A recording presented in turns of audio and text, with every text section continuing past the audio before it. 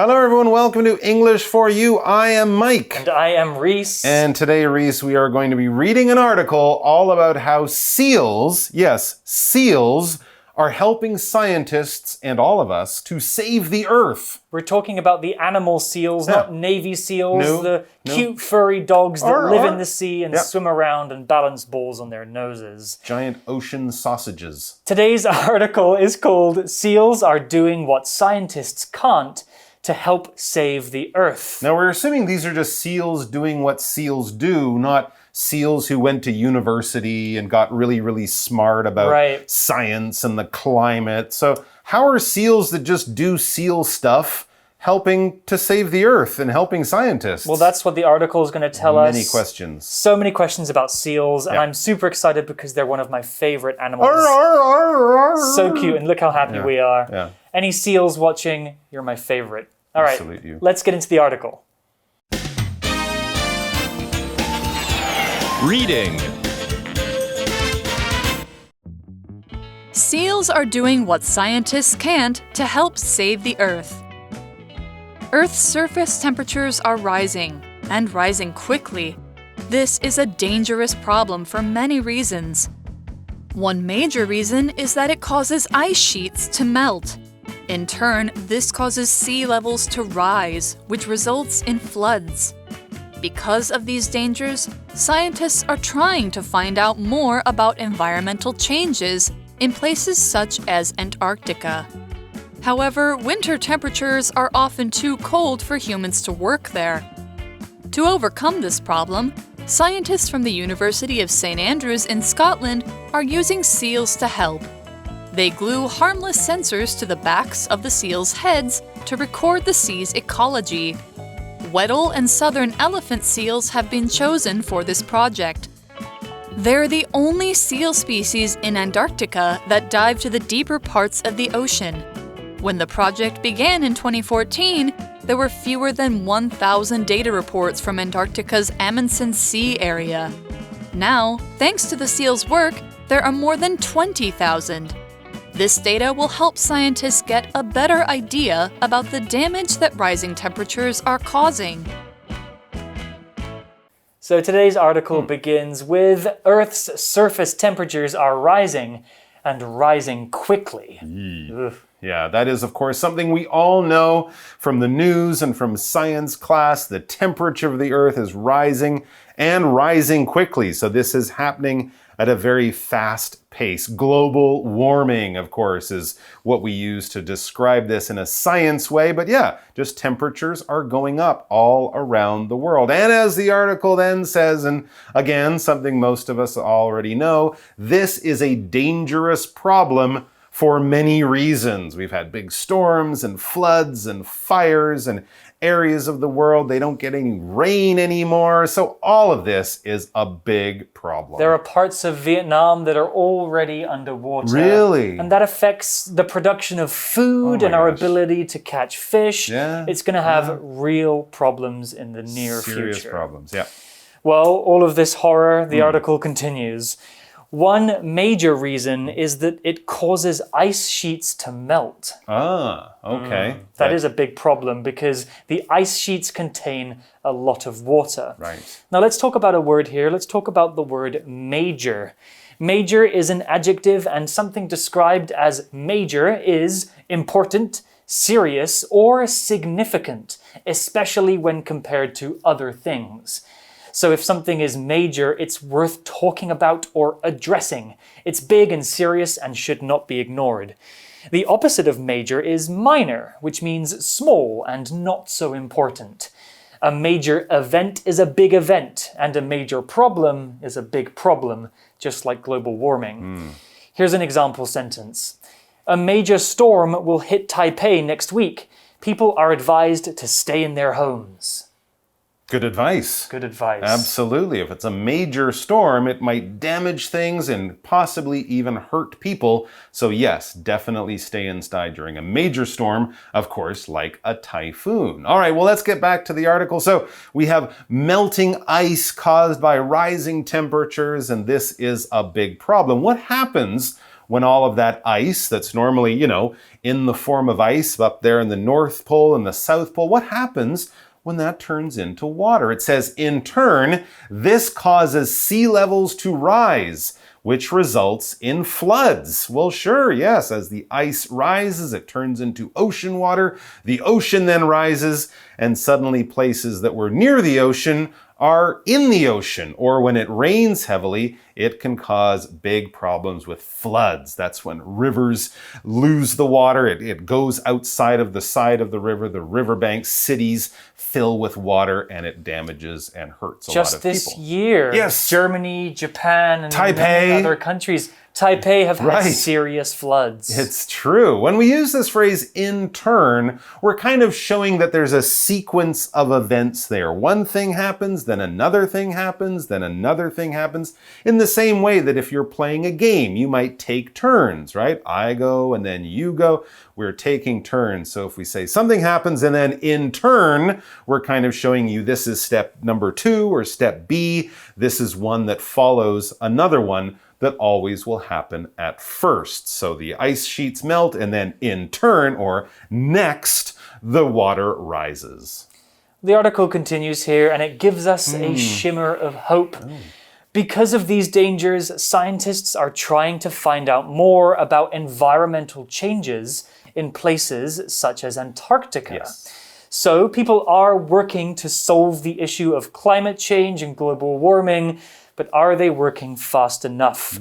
We need to protect the environment. Now let's cut for one of our words. It's the word environmental. I'm going to tell you exactly what that means. So we've used the word environment a few times, and here we have the adjective environmental. If something is described as environmental, it is related to or about the environment. The environment is the world around us, the trees, the animals, the oceans.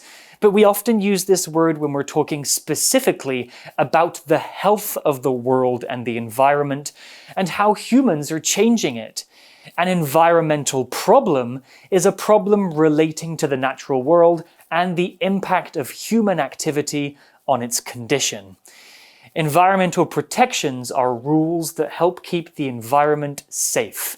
And as residents of planet Earth, it's our responsibility to make sure the environment stays healthy. Here's an example sentence with environmental. Humans will create an environmental disaster if they don't stop polluting the air.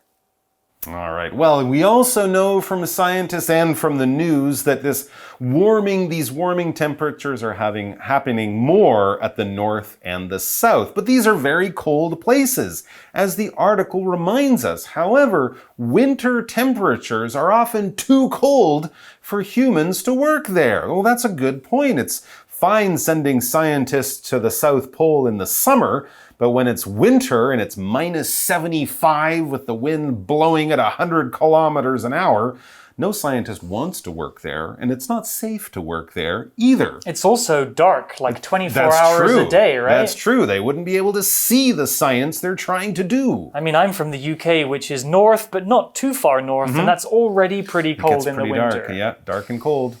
Well, the article continues here. It says, to overcome this problem, scientists from the University of St Andrews in Scotland are using seals to help. Now, this is where the article gets really interesting. We're going to get an introduction to our favorite animals. But before that, let's talk about this verb, overcome. It's a very positive verb, and to overcome means to succeed in dealing with a problem. If you have a problem or a challenge that's very difficult to solve, but you keep working hard and you finally succeed, you have overcome that problem. We often use the word overcome when talking about difficult times in people's lives or difficult periods in history. Hopefully, humanity can overcome global warming and climate change. That's right. So who is going to be helping scientists overcome some of their research problems? Seals, as we mentioned. Now, seals, this is a whole class of animals. Technically, they are pinnipeds, but we think of them as large, chubby ocean sausages with little fins. They do have sort of dog-like faces, right? I do also kind of think of them as dogs of the ocean. But no, they come in all shapes and sizes, from cute little harp seals to great big elephant seals. Walruses, of course, with their famous long tusks, are also seals, but you kind of think of a seal as being an animal that lives mostly in the ocean. It can go on land. It doesn't really have hands or feet that we would think of, more like fins, kind of like a whale or something like that, but definitely not in the same class as whales. But if you see a picture of a seal, you know what I mean. For example, the seals crowded onto the rock to rest and sunbathe. Oh, that's so lovely when they're all out there rolling around on the rock, but don't get too close because they smell so bad. They do smell bad. Oh boy. And they're cute, but some seals, they can be dangerous. They can. Leopard seals, nasty bite. Yeah, you don't want to get close to those. They could bite you. No. You've probably seen seals before in zoos as well. Sure, of course, they do aquariums. Tricks, and they're very intelligent too. Yeah, they're nice. Well, back to the article, and we're going to learn how the seals can help scientists. So these are not educated science seals. No. They're just seals. They're seals with things on their heads. Oh, that's how it works. Exactly. Let's find out exactly how. They glue harmless sensors to the backs of the seals' heads to record the sea's ecology. Really? Well, I'm glad that the things that they put on the seals are harmless, because otherwise they would be hurting the seals. But no, something harmless, it doesn't harm or hurt someone or something. It's completely fine. It might cause a little strangeness in your life, but it's fine. It won't be painful, something like that. If a doctor says, okay, I'm going to give you a shot of medicine, you're like, no. Don't worry, it's harmless. You'll just feel a little pinch and you'll feel fine after that. So it's something where it could be dangerous, it could hurt you, it could be something that you don't really like, but we're telling you, don't worry, it's fine. Eat your carrots. A few vegetables are harmless. They're pretty good for you, actually. Yeah, they are good for you. Right, absolutely. All right, and then we also have this word sensor. So these harmless sensors are attached to the seals. What is a sensor? This is a piece of technology. This is something that people make, and it's basically designed to record information or to detect information. If you think of a thermometer, something that you might put in your mouth to measure your temperature, or something you might use when you're cooking, that is a sensor for heat. It measures heat. And in other places, we might have security cameras. If someone moves in the building or opens a window, it might cause an alarm. Well, the thing that catches you moving or knows if you've opened that window, that is a sensor. All right. So basically, they're simple pieces of technology that are designed to tell us if something is happening. We have another word to discuss here. It is a very versatile word indeed. It's the word record. Let's have a look. The word record is a verb, not to be confused with the noun record. The stress is slightly different. The verb to record means to collect information about something. In the case of the sea, the sensor on the seal's head is collecting information about the ocean. It's recording that information. Record can also be used to mean write something down or use a device like a camera or a microphone to save something so that we can look at it again later. The noun record means a piece of information that has been saved. Here's an example sentence with the verb record. Steve will record everything that happens in the meeting by taking notes on his computer. Now that we've recorded that part, let's talk about the word ecology. Ecology is a noun, and ecology is one part of biology, which is the science of life, that deals with the relationship from one organism to the other and their physical surroundings. So it's basically, how do things live in a particular area? It's science. It's the science of how animals and plants live together and interact with each other. Ecology is important because if one thing about the environment changes, it could have a big effect on the other things that live around it. Exactly. So like if the polar ice caps are melting, the sea levels are rising, things are getting warmer, life changes for all living things on Earth in some small way.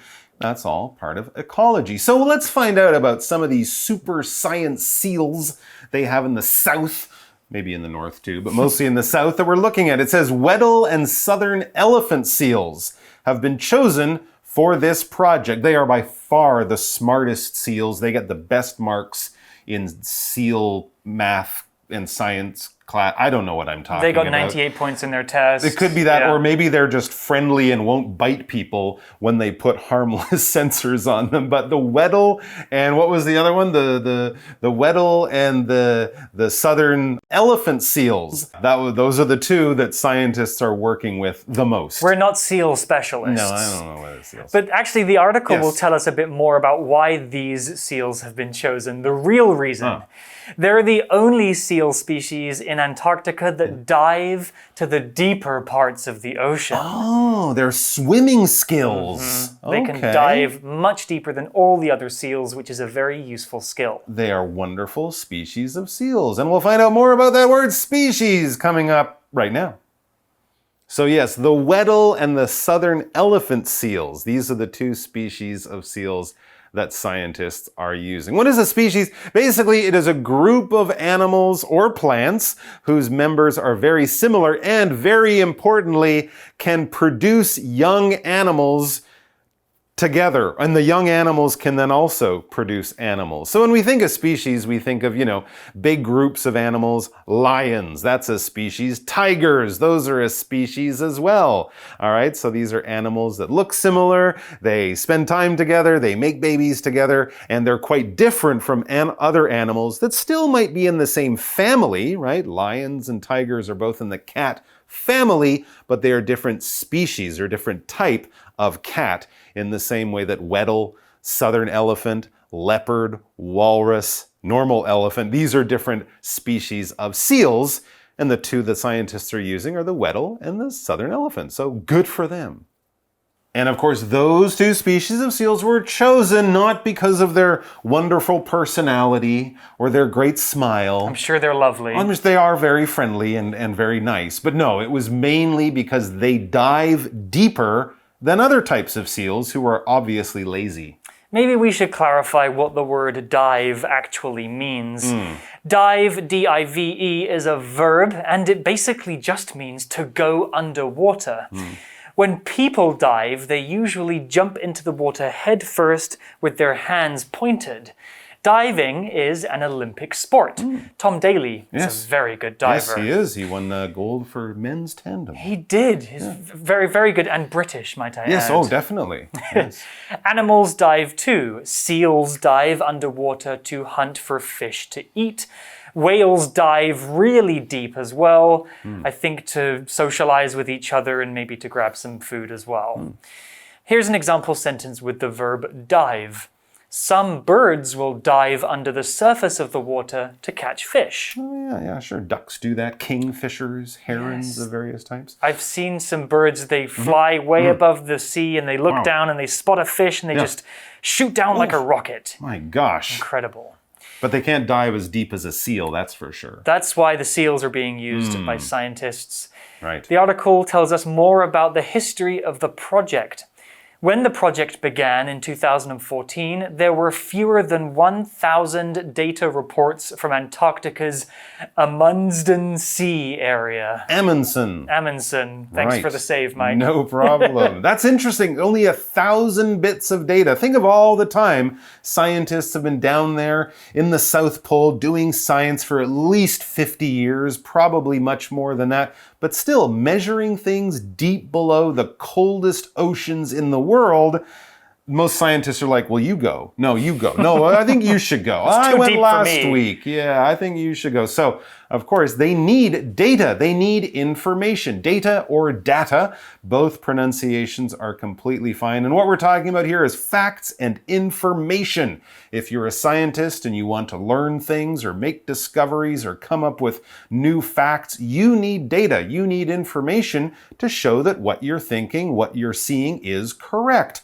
If you're looking at your watch, that is data about the time that it is. If you want to know what the weather will be like tomorrow, you'll get data or data on the temperature and how much it will rain and stuff like that. So basically, any numbers, facts, information we can use to learn things or to discover things or just to know things.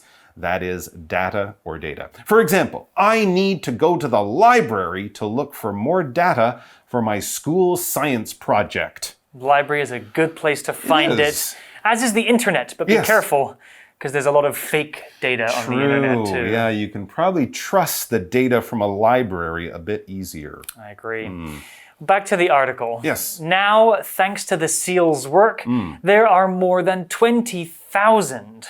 This data will help scientists get a better idea about the damage that rising temperatures are causing. That's an incredible number. So 19,000 new bits of data all collected from sensors on the heads of seals since what, 2014? Yeah, that's a lot more information that we can use to hopefully slow down or even stop the process of climate change. Absolutely, because we need all the help we can get. And if seals can do it for us, well, I say, well done, seals. Thank you very much, seals. All right, guys, well, we're almost out of time, but we do have time for our chat question. So let's take a very short break, and then we will be back for that. For You Chat. Today's For You chat question is a big one, Mike. Are you ready? I am, I think. In what other ways are rising temperatures hurting Earth? Okay, I can answer this by saying that at times this summer, at where my mother lives in Canada, it was hotter than Taiwan. Wow. Actually, it was hotter in Canada in parts this summer than it is in the desert in the Middle East. It was 47 degrees in Vancouver and I think 46 degrees in Kuwait near Saudi Arabia. Wow. Yeah, so there's a simple one. It's super hot in Canada. That's just weird. Yeah, Canada is famous for being a chilly, cold place. It's not hot in Canada. Not that kind of hot. You know, I've heard people in Taiwan also say that the weather here is generally getting warmer. The winters are getting shorter. Right. It's just changing the earth so much. And another way that this is really bad for everybody is that rising temperatures affects the way that we can grow vegetables and food. Absolutely. You know, growing vegetables is a very complicated process and you need specific temperatures and conditions to grow food. If we change those conditions, the food might stop growing and then we have nothing to eat. All these problems could be coming true pretty soon unless we all do something about it. So turn off that light and stop using too much air conditioning in your home. Those are good tips. And make a seal friend so that they can help us too. That would help too. You guys can think about this question. How is the rising temperature of the Earth affecting the Earth in negative ways? You can discuss this with your friends, but that's all we have for now. So from Reese and Mike, we'll see you next time. Bye.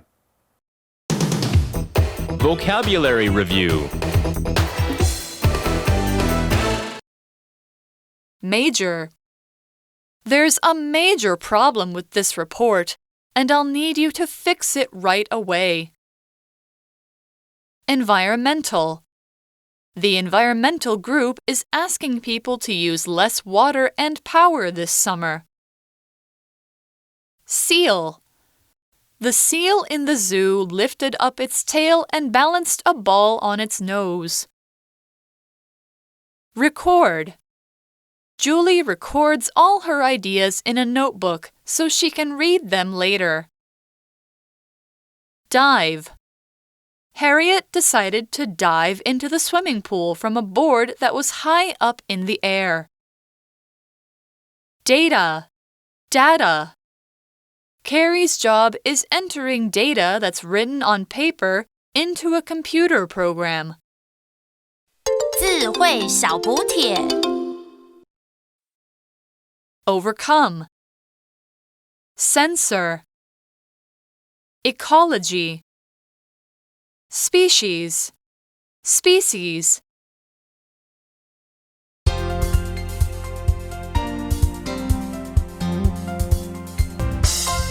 以上节目是由活用空中美语制作，活用空中美语杂志，请洽询全国各大书店。如欲索取试听教材，请来电02-2364-4000 02-2364-4000，或上网查询，网址是 www.english4u.net www.english4u.net